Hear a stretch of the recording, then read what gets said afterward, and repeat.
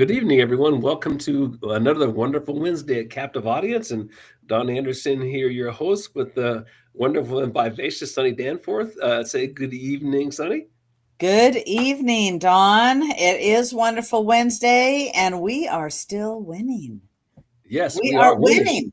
You haven't gotten tired of it yet?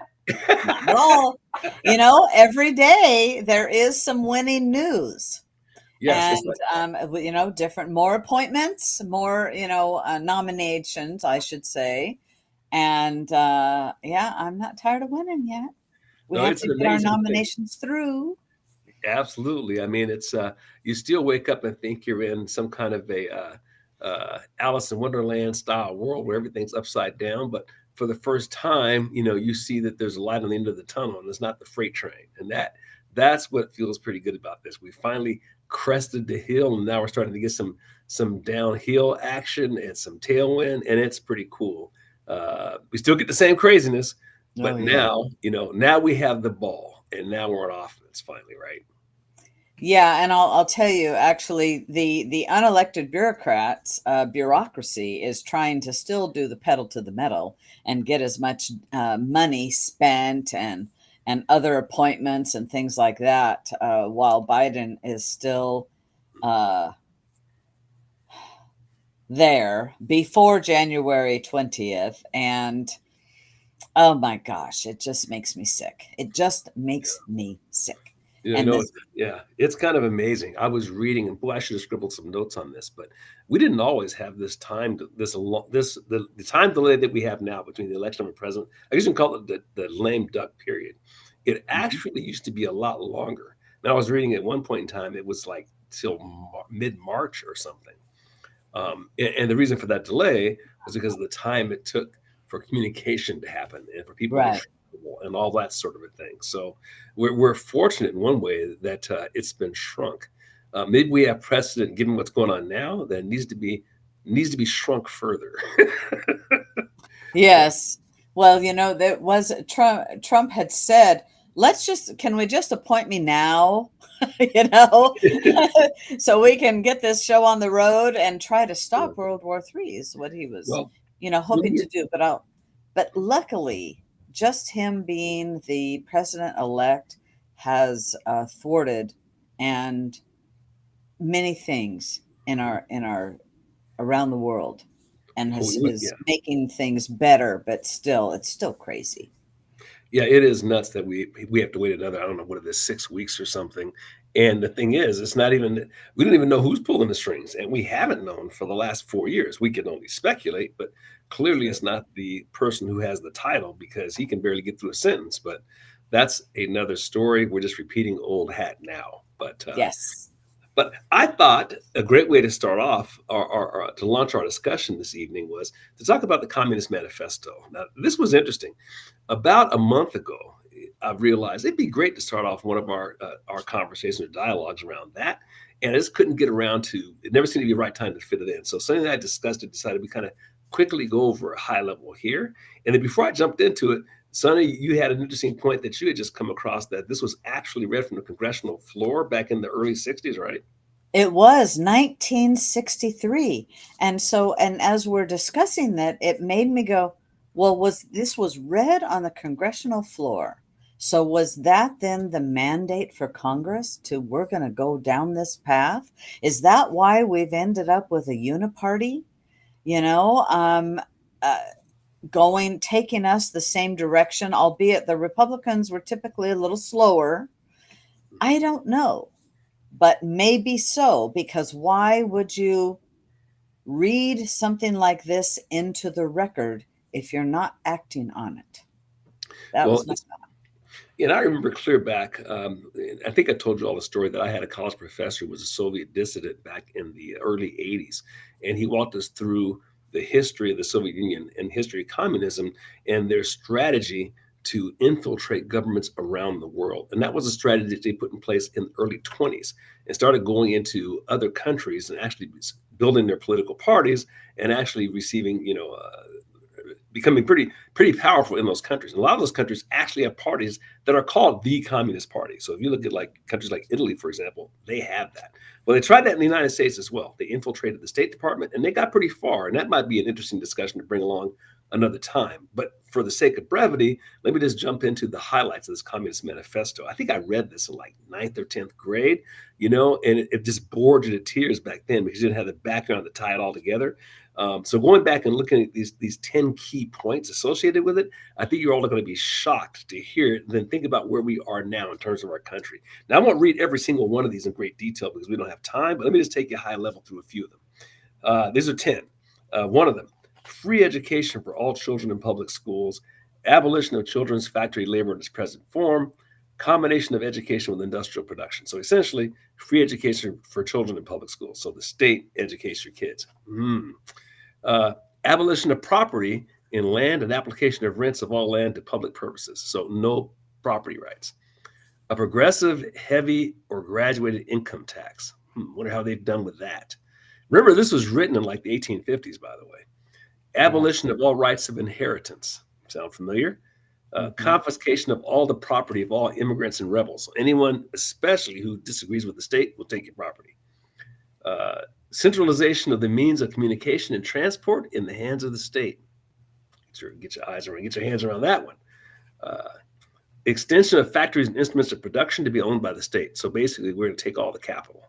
Um, uh, Ownership of agriculture by the state, and abolition of land and distribution of the population so that it's spread out all over the country. So in order to maintain better control of people.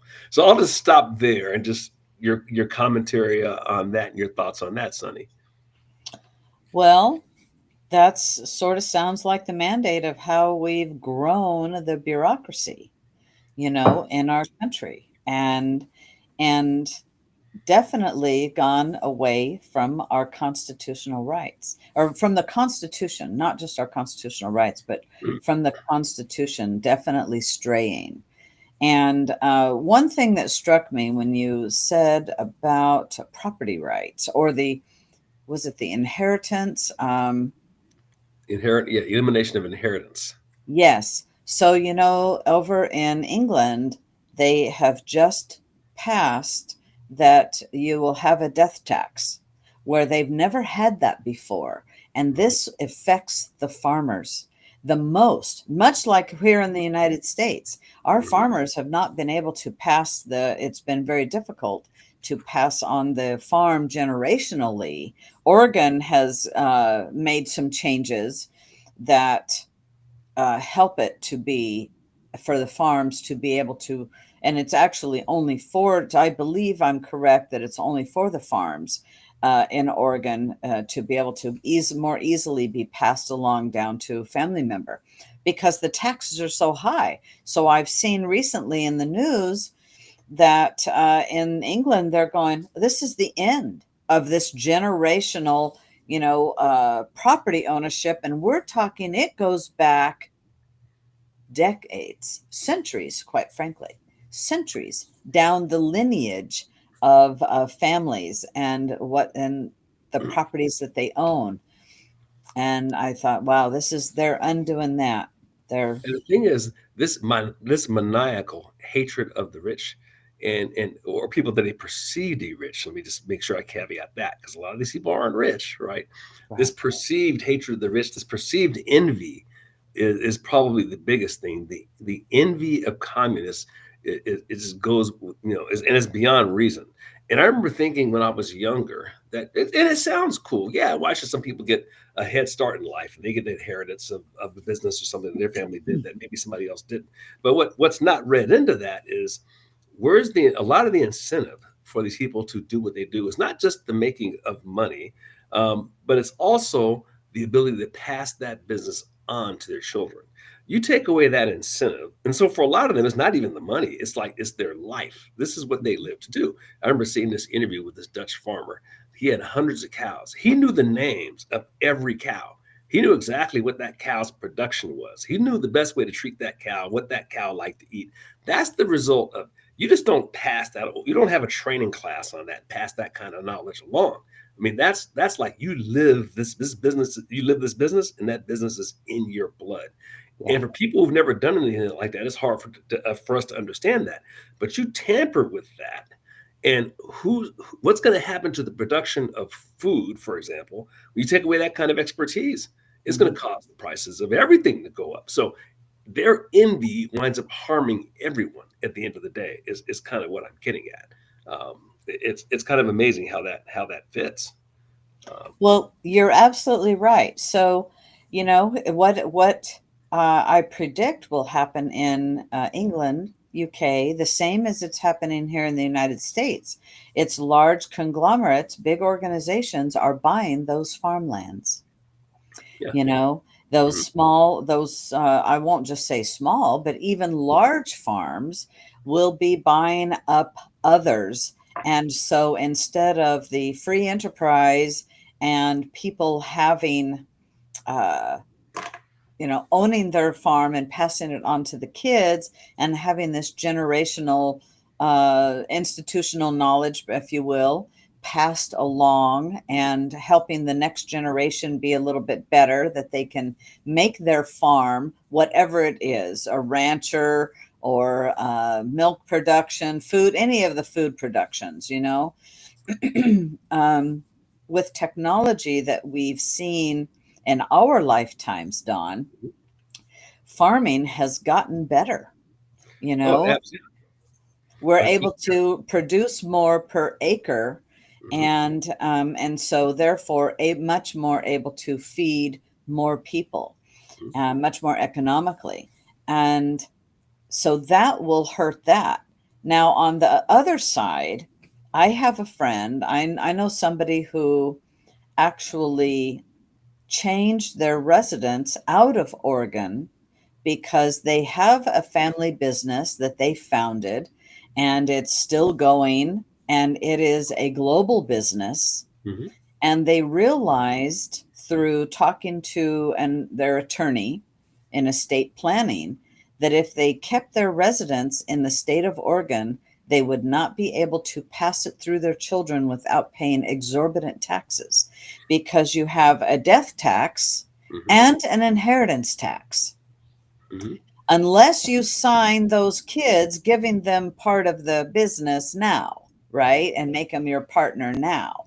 And so they actually moved to another state, and there's several states in our nation that don't have, there's like six or seven that don't mhm, have death tax and or inheritance tax. It's two separate things. mhm. So, you need to be a little business savvy to pay attention to those kind of things, so that you don't have to, you can still keep your business Mhm. in here, but your personal residence has to be somewhere else for your trust to be applicable. But see, that kind of complexity and additional cost, that's a cost of doing business now, is absolutely insane. And it throws a monkey wrench, and it winds up, it shows up in the prices for everything we pay.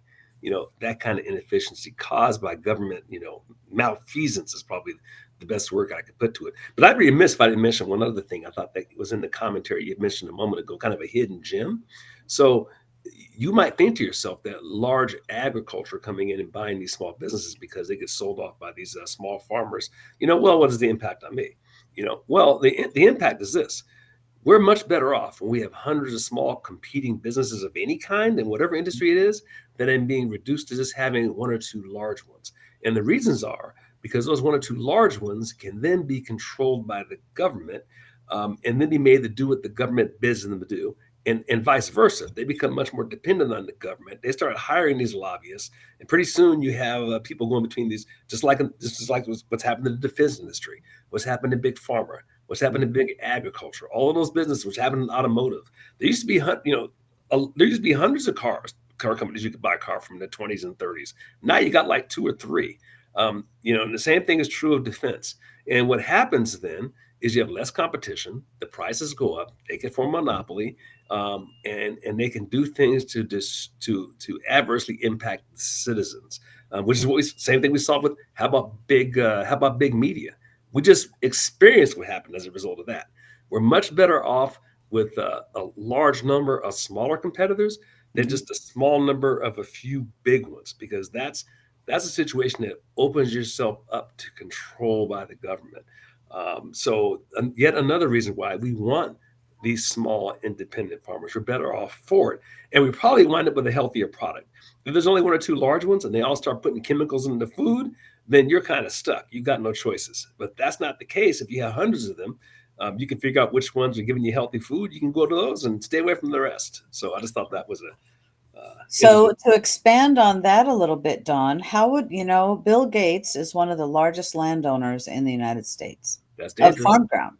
Hmm. And so he's the man who wants us to eat bugs. He's the man who wants us to eat artificially grown meat products. So by buying farmland and stopping production, that is less food available, higher costs of those food available, which makes it much more easy. And it's a nefarious, in my viewpoint anyway. It's perfectly legal in our country, but it is a way of manipulating the food supply. And if you can control the food, you can control the people. That's the Sure. bottom line. Absolutely. I remember one of the things that Lenin discovered in terms of his ability to take over the Soviet Union at that time. I think he said basically, he who controls the telegraph and the railroads. And he was the first guy to really recognize that, and that's where he sent his small, and with that knowledge and a small band of protesters, they were able to take over an entire country. People forget they had a functional democracy working in the Soviet Union. Before that happened. I mean, the monarch, I think of his name now, the czar, had stepped aside, and they had a functional monarchical democratic republic, kind of like what we see in Great Britain. And Lenin came along, and they controlled the railroads, they controlled the telegraph, they controlled communication, the ability to move things around, including food. And that's the name of the story. That was the end of the game right there. Pretty amazing. Yes, well, to take this a different way, I read an article this morning. I don't recall where I read the article, but or maybe it was even yesterday. I'll tell you, I've been crazy busy, and it's just like it's a big blur. But that the art, and in fact, I didn't finish reading the article because well, something came. I had an appointment, Mhm. and it was about our home prices. Mm. There's, let's say, six very large. So, like BlackRock was one. That's one name I can remember. Okay. I saw YouTube on this topic. Go ahead. Yeah. So these investment companies where your retirement investment is through are Mhm. buying single family residences all over the United States. And it named like different companies and company whatever. I won't say X because people will think that's Twitter. So company Y, let me be that one. Company Y bought 58,000 single family residences last year. Company F, bought 125,000 single family residences, and it's driving up the cost of single family residences. And then Mhm. they're renting them back to you at very high rents. Mhm. Now, and as I read this article, I'm going to go back to when we first started Captive Audience because a topic, something that we had talked about with what the demise of Portland and what was happening in Portland, we had talked about is this to bring down partly the price of real estate? To lower that price so it's this commercial real estate's going to be sold for 10 cents on the dollar, and then they'll revitalize it. Somebody else will be able to buy it. I don't know if that's happened, but it's an interesting thought. We've got some big money players Mhm. in the world that have the capital to do those types of things. Um, but I wasn't aware of all these private residences, Mhm. that is helping to drive up the cost of single family homes. Yeah, I had to comment real quick. I don't know that what you just described is true or not, but it would certainly be plausible. I think it was in one part of Portland, went down there near the Pearl, where they just completely the real estate prices got completely depressed because we refused to have law enforcement. They ransacked the city, ran the businesses out of there. Real estate gets depressed. And I think at the same time as all this was going on, they're building something like a Four Seasons hotel down there. You have to ask yourself, why in the world would you put a Four Seasons hotel in the middle of the war zone? Unless you know something the rest of us don't know. So, you It's know, all the illegals coming in. They're going to rent them for $2,350 a month. The city's going to rent them. That's why, Don. so and that may very well be, but in any case, it's pretty plausible. But then just sidestepping a moment, that is the REIT, so real estate investment trusts. So Mhm. that's the investment vehicle that these companies Yes. represent. And this lecture I saw about this very topic gave sort of the background on it. The background was this. So when the real estate market crashed in what 2009, 10, 11, right in there, Mhm. so you had all these depressed houses in the market, and these companies saw a great opportunity, swept in, bought all of Mhm. these things, right? And then you're able to reap the benefit of them rebounding. Number one. Number two, they started buying. They started look because they saw as a built-in. You got a built, and this is really sick. One of them was a company that specialized in people living in mobile homes. And the thought was, and I watched the investment guy speak in selling so he's selling this to a group of investors as a great buying Mhm. opportunity. The people that are there are stuck. They can't move, right? This is the only thing they can afford. So you can just raise the prices right to the max because these people can't go anywhere. They're going to pay it, right? Mhm. Um, and that was literally the sell. And so they started doing that all over the country. So there's several of them. There's some that specialize in like mobile home parks. There's some that specialize in low income neighborhoods. And there's some that specialize even in upper income neighborhoods. So in any case, they buy all this stuff up, bid the prices up, and then it's keep increasing the rent and then not paying for keeping the places up, or maintaining them. So people living in these places are just getting hosed in terms of the amount of rent they're paying. There's no place they can go. There's no place else to move because in a lot of cases, the same REIT company owns all of the real estate in that class in a given market. So the only way they can get out of that is literally move from the area. So they are like stuck.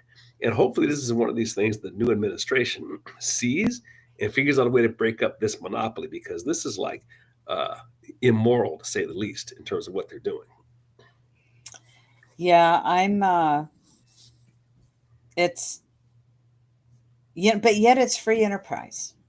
It still is. I agree with you, but yet it is still a free enterprise. And um, I don't know how you do something with that without stomping on free enterprise rights. But I will tell you, full disclosure, we invest in real estate, Mhm. and but not single family homes. And when Obama was in office the first time, he said, I remember this plain as day. He says, "We're going to have a renter's market for the next 30 years." And I went, "Whoa." That piqued my interest, that one statement. What's going on? What's happening? And one of it is because of the price of real estate went absolutely crazy. Mhm. And my husband and I sold a nice place and turned around and reinvested in some other locales. Mhm. And that ended up being we were ahead of this huge bubble that happened. We knew the bubble would burst, and we were able to make some really good deals before those bubble bursts. And I remember all of those foreclosures. In fact, they kept them on the books. Mhm. They can. So Lori makes a very good statement here. She says it's the same thing as politicians and insider trading, because they kept all these foreclosures not so they wouldn't flood the market and make everything totally collapse. Mhm. The banks kept them on the books for a long time, and I don't know, because we don't do any real estate deals that way, Mhm. and so I can't speak to how that is buying foreclosed properties and that kind of thing. That's not my forte, and flipping is not either. I'm not a flipper. I don't want to be flipping That's too much work. Yeah, and I hear you. I'm a free enterprise guy for sure, but I also Mhm. think there's limitations in terms of Yeah, how it can rule. Because if you have a monopoly situation, which you have in these markets where there is no competition, then you can really put the screws to people. And my sense is that's what's happening. yeah, Similar to what we saw again with what big media did, what pharma does. You get big enough, then you get to hire the lobbyists, then you yeah. get to have the rules be in your favor. Yes. And one of the beauties of the homeowner market, or that market, was it was mostly mom and pops. Uh, maybe the person who's renting the house maybe has three or four other houses on average, and that's who you rent from. Well, that's a really healthy business because now uh, you have competition. And if you don't like the way this particular landlord is treating you, you can go to the next landlord, and that incentivizes the landlord to keep his property in good places and market and give you prices that are within reason. But when you have these monopolistic things going on, which is what these REITs are Yeah. apparently doing, Yes. then that is a place where it may be appropriate for some kind of governmental step in, if you will. And trust me, I want to choke when I say that because but there is a place, I think, and this is looking like one of those places. Yeah, yeah, absolutely. So that's interesting. Yeah. It is. Well, we're gonna Well, have to see what Trump, I mean, real estate is his forte. His forte, his cup of tea. And so I don't know. We're gonna have to kind of wait and see. yeah, no, absolutely. But that is most definitely an interesting discussion. Which go ahead, I'm sorry. No, go ahead. I was to say, which makes for a great segue into. I just saw this article about the popularity of his transition team. I think this is pretty cool. The American people. This was entitled the CBS, and this is CBS, by the way. Poll taken shows that let's see, American people give two thumbs up to the Trump transition. Let's see, found that majorities of men, 66% of men, 52% of women, 65% of voters under the between the ages of 30 and under the age of 30, which is huge because that's the future, right? 65, 44%, 62% between the ages of 45 and 64. I mean, this is huge. I mean, across the board, he is knocking it out of the park.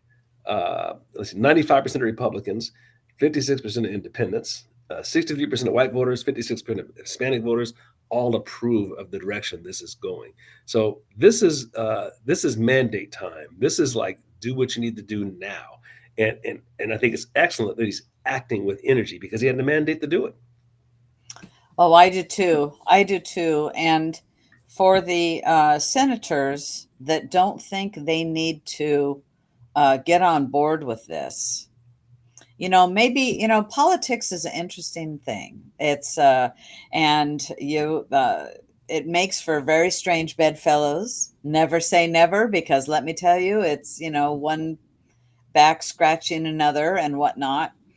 But if there are senators that think they are going to not confirm his choice and then get reelected, they're mistaken, Well, that because they will get primaried, and their political career will be over, because I really believe that the American people, with this mandate of the popular vote, and of course the electoral college, Trump won.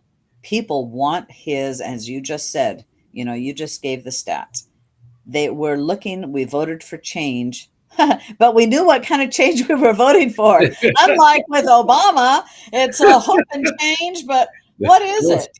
It's it was spare change with Obama. what kind of change was it? Well, let's see. He said he wanted to fundamentally change it. He People did. thought that meant for the good. Unbeknownst to them, it was, smoke and mirrors. Smoke and Yes, mirrors, load of crap is what it was. and mostly smoke. So, Low on the mirrors.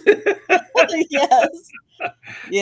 So we're going to see. We're going to see, but it is, in fact, I have there's Pete Hegseth. They're trying to, they being the left media, is definitely trying to sabotage many of his picks. They're going, oh no, and yet you have Christopher Wray resigning today. Yes, that And was cool. yes, yeah. And so I had a story here. Let me find it really quick. Here it is. So there's a scandal that West Point lied and said Hegseth hadn't even applied when a journalist reached out asking about his acceptance. And then Hegseth said, oh, well, here's my letter of acceptance. And then West Point goes, oh, well, sorry, we had to dig a little deeper. uh, You know, this is how woke and how bad this is. And it is the heads are still spinning. Just like for me, I say we're winning, their heads are still spinning at the thought that Trump is going to be our president again because they never dreamed that this would come to fruition. and this time, and this is the beauty of it, armed with who they are. He didn't really know who they were before. I don't think any of us knew who they were before. If you'd have told me that the level of evil we've seen in the last 4 years that they would do, I just would never have believed it. I mean, you can't even begin to. It's hard to even list what we've been exposed to for the last 4 years. Whether you're talking mass, losing your jobs if you don't get a shot, the disastrous exit from Afghanistan, the wars in the Ukraine, the wasting of money, but Biden's son's laptop computer, the P Diddy scam, the other the sex island thing. I mean, you just go down. Any one of them by itself would have brought any other administration to his knees. Nixon must be in his grave spinning. And I got taken out of office for what? A little theft? It's just not to mention two assassination attempts that we know of. It's just, and by the way, Opening our borders, yeah, the invasion across the borders, and invasion. You said it. literal invasion, and president getting shot on TV, and by the way, where's the research in terms of what's happening with that? We still don't know anything. We know as much No, about we don't. JFK as No, we know we about that. don't. And I'll tell you, that is by design, Don. I can't believe that they're keeping that one under wraps. Uh, Um, and they're burying that, and that in the face of a president they refused to give presidential, what do you call it, Secret Service protection until that happened. On top of that, I mean, it's just, I don't know. It makes your pupils dilate to think what we've gone through.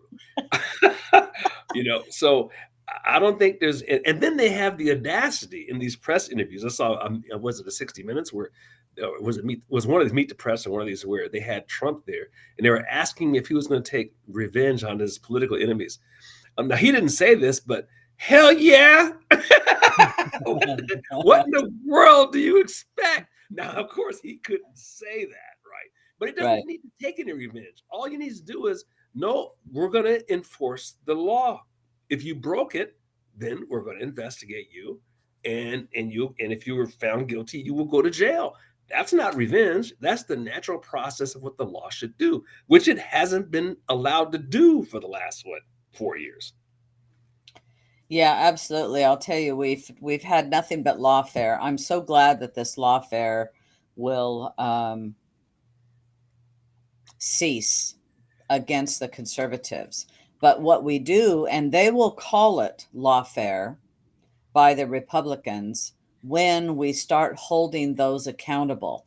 Harmeet Dillon has been nominated, Mm-hmm. to be legal counsel. I don't remember exactly what the position is. I'm very, very sorry that I don't. And I'm a huge fan of Harmeet Dillon. I've had the opportunity of meeting her on more than one occasion. Mm-hmm. And she's the Assistant Attorney General for Civil Rights. Yes, I was looking. I have that in my notes here somewhere. But yes, that's good. That's great. And this is the thing is we need to hold those people. There's been a lot of, in my viewpoint, frivolous uh, accusations against attorneys, trying to get them disbarred, bringing them before the bar in various states.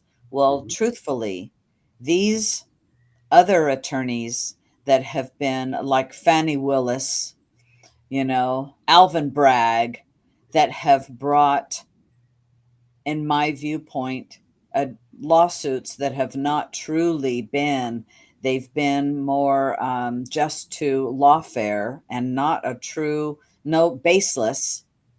Those need to be brought before the bar and answer to what they've done, because they've taken the law into their own hand and created law out of nothing. And maybe that's how a lot of it is. I'm not a lawyer, I don't know, but we've seen the gamut of cases brought, that not just Trump, um, Giuliani, Hmm. Peter Navarro, Bannon. Hmm.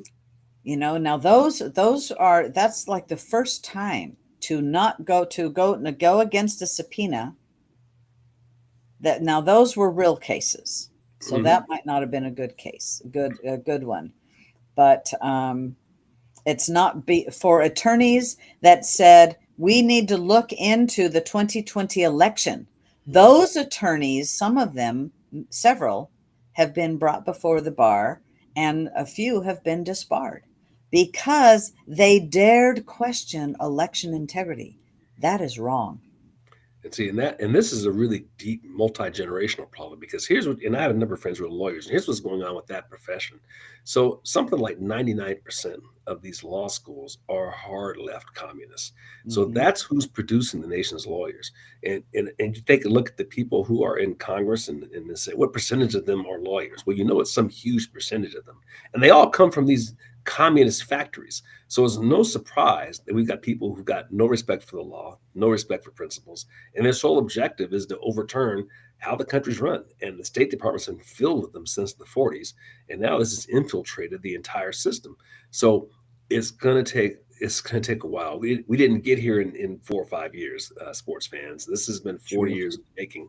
And it's just going to take us a while to undo this thing. But as the Chinese say, the first journey in 1,000 miles is the first step. And I think we've taken that, you know, thankfully, we've taken that first step. One thing I definitely want to make sure we didn't forget to talk about though, and that was Trump's visit to Notre Dame, because I Yes. think that has huge cultural implications and huge symbolic messaging coming out of that. So I'll just say a couple of words about that, just kind of wing it here, and Sonny, feel free to jump in as well. But I think the first thing is the recognition, and I can't remember how long the Cathedral of Notre Dame's been there, but I think it's been probably somewhere in the neighborhood of 1,000 years, maybe 700 years, long, long time. The seat of Christianity, the seat of Catholicism for sure, over that time period. And to have the significance to have this president go there, the head of the free world, the most powerful country in the world, and go to the leading religious institution of the West is absolutely amazing. And what it speaks to is the exact opposite of what our communist government officials would do. Because one thing they are for sure is they're anti-religion, and they're especially anti-Western civilization, which is by definition to be anti-Christianity. So to see him go there to the seat, the only thing lesser than that might have been St. Peter's Basilica, is pretty amazing and speaks volumes. And one last thing I'd say on that, it's pretty amazing too when you consider the fact that he's not even president. By the way, where is our president? He's not there. And let me stop there, Sonny. No, he's not there. He's on his world. He's sleeping on his world tour around the world. He was over in Africa, and I think at this very same time, Jill was at Notre Dame. I'll tell you, that was, if you watched, I watched a video on X, and X is where there's so much news. Oh my gosh. But I watched this video of all these world leaders standing up as Trump went down the front row, and they just started standing up and shaking hands. And you could, and it looked like they're old friends meeting again. And it wasn't any scorns, there wasn't any of that. And in fact, as Marjorie just pointed out, Trump and Jill seem to have a nice chat. In fact, there's a photo of her kind of looking a little smitten at him. And the joke, as I saw on social media, is, or the not joke, but the comments were, gosh, she looks like she's, here's a leader. And she's happy to be talking to somebody who actually can talk to you and make sense. And has a thought, Poor and is thing. it just going to sleep? And yeah, Well, the other thing, how about this for a juxtaposition? Remember, not what, 6 months ago, we were subject to the Olympic opening day, and with the other side celebrating their religion. Just consider that. It's pretty that's amazing. right. I'll What a tell you, difference. Don, that's a very good reminder. And just like how you started tonight, of what we've been through these last 4 years. But as a nation, we needed to go through it so more people would wake up. More people would become aware of the fraud and the corruption in our government, and how the deep state, you know, sometimes you know things and you go, oh, I just can't, I don't really want to know about that. It's easier to go, no, I just don't want to, don't tell me. And Don't tell me. and the irony of both of these events just occurred to me while we're talking. The irony is that both of these events occurred in France. Yes. I mean, it's Yes. ironic. I mean, the French Revolution, the whole thing began as an anti-Western religion, anti-Christianity, anti-reason. And literally, anti-reason was what it was about. The destruction of Western civilization, and we saw that literally on parade on the opening celebration of the Olympics. So this is like the complete reversal of that in literally what, 6 months. I'm just amazed when you think about that. And how down did you feel when you saw that 6 months ago? They're putting this right in our face and making us swallow it. And to see this Much like reversal, DEI yeah, same thing, same thing, and the exactly. whole reversal of DEI, the corporations that are stopping all of that. And it's only because Trump won the election. That's it. Otherwise, it would have been continuing on. God forbid, I mean, I see, what Lori says, let's say a prayer we didn't get Hillary. Well, let's say the bigger prayer we didn't get Harris.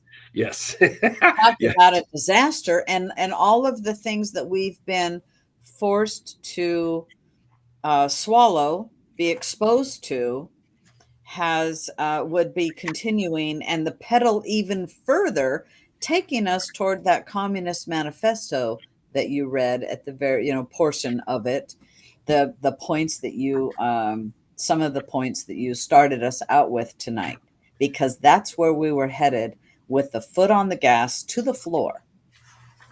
Yeah. And the saving, some of the saving grace was having COVID and the shutdown, that parents could see what their children were taught, because those mama bears rose up. Yeah, absolutely. Yeah, they kept disturbing the wrong beehive, these leftists. And again, one of the problems with the radical left is they have a hubris that's just unprecedented. They talk amongst themselves, never talk to anyone else, and they literally walk around not thinking that there are people who think differently from them. I thought one of the most. I remember going back to the Reagan administration, when Reagan was running for office, and I can't remember her name, but she was like the lead editor of the Washington Post, I think. And when that election was over, and Reagan won every single state except one. I mean, literally the biggest landslide in history. She said, I can't believe it. I didn't know a single person who voted for Reagan. How can you be a reporter and consider yourself well informed and not know a single person from the other side? That's incredible. But that's the world these leftists live in. And if you've ever seen, I hate to say this to you, if you ever subjected yourself to that show, The View, for example, on TV, or you listen to these leftists reporting the results of the election, they're literally shocked that that Trump won that election, or was winning the election. They're shocked. And I sat here the whole time thinking to myself, there's unless there's a massive cheat, there's no way that Oh, Harris is winning. It's just looking around, talking to people, walking through the grocery store. You're not winning elections with 30% inflation. I don't care who you are. It's just not going to happen. That by itself. So it's yeah, absolutely. It was the prices at the grocery store, the prices at the gas pump, and our borders being wide open. yeah, And those things then are visible, and you can't lie about them. no, no, you can't. They're going, oh, yeah, we don't have inflation. They tried to lie. They tried to tell you that the Thanksgiving was going to be very inexpensive. I was like, are you kidding me? I just paid $100 for a damn turkey, you Yeah, know? it's got to the point. Yeah, you don't even you Well, just laugh. almost. I heard a thing on the radio. The guy was saying something like unemployment rate drop. No, I don't. I know you're lying. I can feel it. I can walk around. I talk to people. I don't need your report to know what's happening with unemployment. Unemployment is not great, particularly, or yeah, it's particularly if you're a young person trying to get started. It ain't good. Sorry. You know. No, no, it isn't. But like Marjorie just said, she thinks COVID was a blessing, and I'll tell you, I do too. I think our nation needed to experience that. Mhm. When they said we've got to distance and shut everything down for 2 weeks to flatten the curve, and my immediate thought was, to what end? To Yeah. what end? How do Well, you to flatten the curve? well, I I would don't admit see I was a sucker for about 30 days. They had me. Um, we're all trying to be it. good Joe citizens and all that. They got me for a while. I'll tell you, not me. I went, no, no, to what end? And this is absolutely unconstitutional. This goes against the Nuremberg codes. Mhm. I knew that. Yeah. Now, of course, if you had to go to the doctor for anything or accompany someone, because I accompany my mother and my husband to medical appointments, you had to wear the mask, you had to comply. And I should have bought my girlfriend's little ones that were like fishnet down there, wedding veil material. You could actually breathe through Mhm. them. But I truly refused that. I refused to. But of course, there's times you had to. And then it was here. Okay, I have my Well, mask on. and I tell you, Or I have it down here. I've got my mask. It's on my chin. Come on.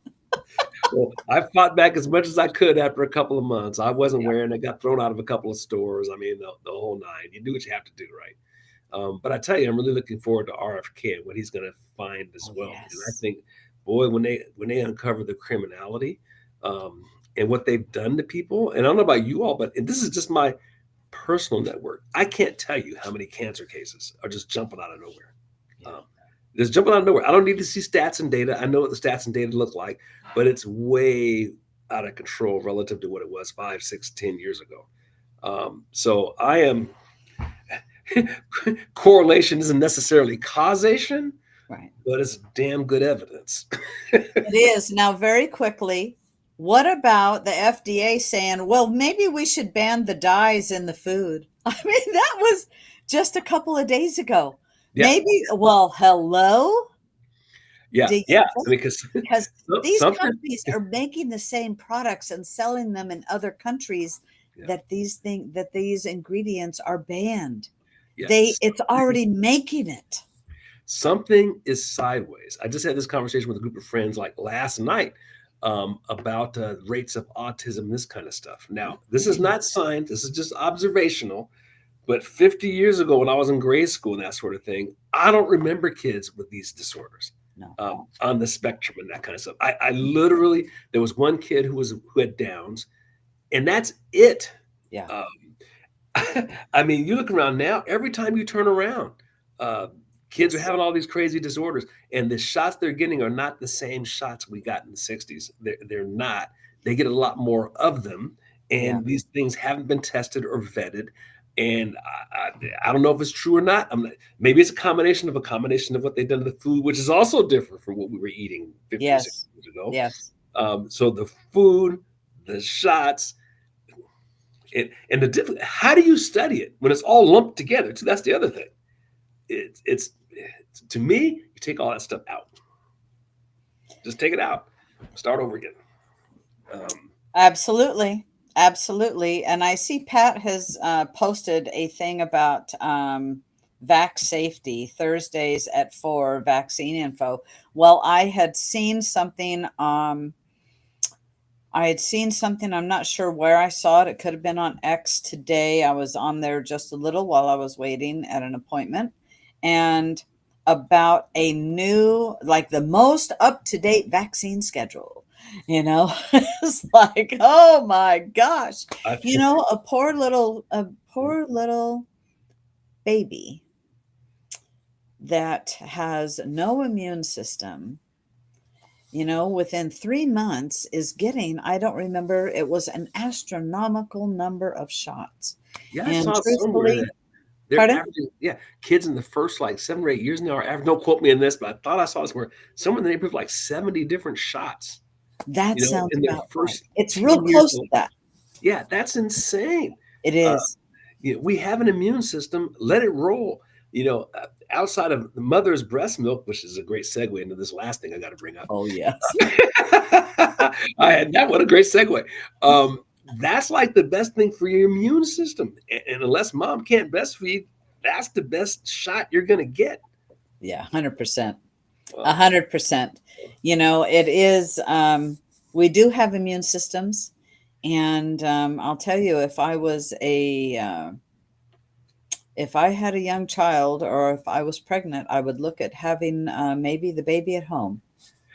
If it's not an at-risk pregnancy or anything like that, I think there's a lot to be said about that, and maybe a midwife.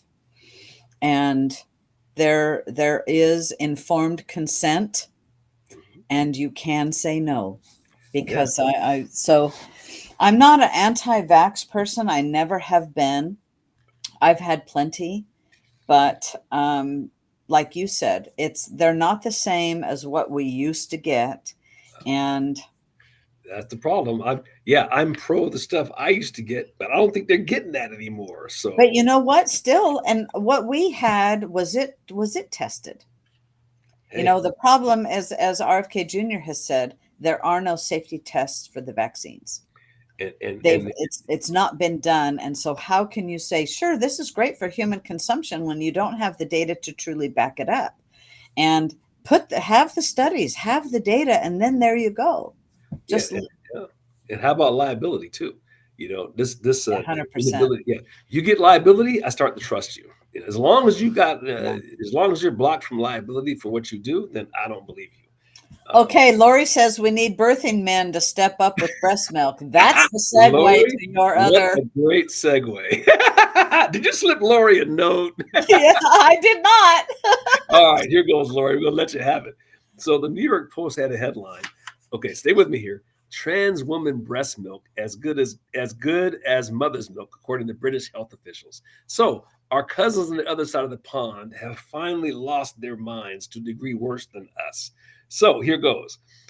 Part of Britain's socialized medical system, that is the Sussex National Health Foundation Service, sent a letter guiding doctors on how to medically induce. I've never heard this term before, galactorrhea, so that cross-dressing men can breastfeed.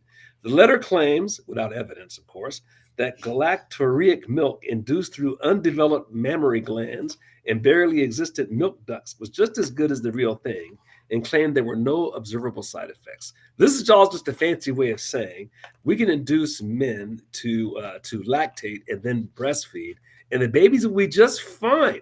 Now let me just stop there and let Sunny articulate her thoughts. Do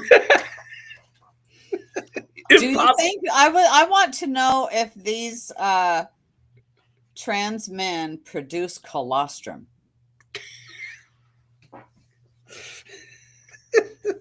What do you think, Don? I've lost the I ability to don't think. think so. I don't think so.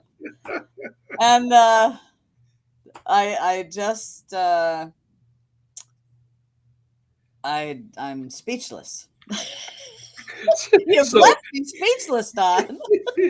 so yeah, this is like this is laugh out loud Oh material, my right? gosh. So the outcry from this was so loud they actually had to walk that back. So whatever you think of our our our health service, it can be worse. Right, right. So, yeah. Okay, I'm going to go to Lori's other comment about goat's milk better than cow's milk. And you know what? I do know that because I have some family members Mhm. that they were allergic to cow's milk, and so they drank goat's milk. It seemed to be easier in the digestive system. And Don, your thoughts on that or knowledge? Well, my thought is this: were they female goats? I guarantee you they were female goats. The animal kingdom seems to have figured this out, Yes. except for You us. are not milking the bucks, I guarantee it. Or the bulls. And on that highly intellectual note, We it's gotta laugh, and it feels good to laugh because otherwise we'd be crying. But we are winning. We're we winning. And so we gotta laugh. And Don, thank you for bringing that. yeah, which means reason is winning. At the end of the day, what this everything we're talking about is the ability to reason, the ability to articulate thoughts and ideas, sell those ideas based on the evidence, and let the chips fall where they may. That's the real win here. And if we're able to articulate reason, we're basically articulating Western civilization, which has brought us the wonderful lives and the wonderful country that we have. And that's what we're fighting to preserve, the ability to reason. And that's hopefully what we've been able to deliver to you all tonight and even have some fun while doing it. Thank you. And thank you, everybody, for being with us. And share the message, share it, Facebook, X. And we very much appreciate the audience and the humor, the participation. So, like and share. Thank you, Sonny. That was a lot of fun. And thank you all. We had a fantastic audience. I love reading your comments. Makes me want to run out and get some goat's milk. This was too fun. Good night, everybody. Good night, everybody. See you next week.